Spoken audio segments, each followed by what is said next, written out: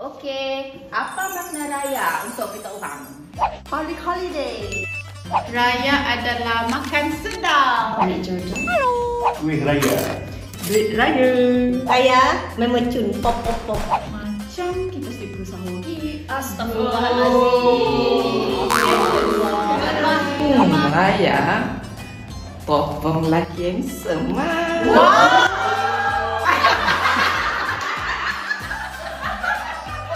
Salah semua jawapan orang.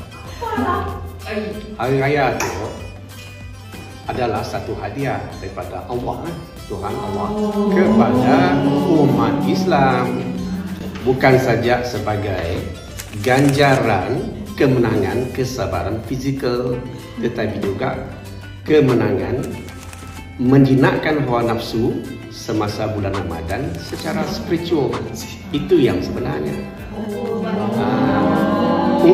Urutan daripada raya umat Islam digalakkan seharusnya pergi ke masjid pada malam dan pagi raya, bertahmid, bertasbih dan bersyukur kepada Allah dan bermaaf-maafan di atas kelemahan dan kesilapan yang mereka lakukan.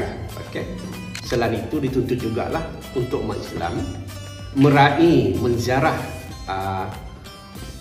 orang miskin dan juga mu'alaf. Itu dituntutkan juga. Okey. Itu yang sebenarnya.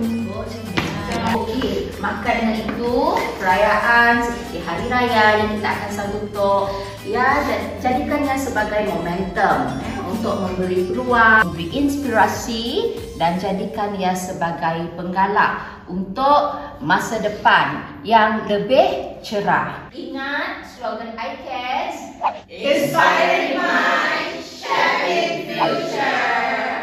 Kami dari Fakulti Pelancongan dan Hospitality ingin mengucapkan Selamat Hari Raya Aidilfitri.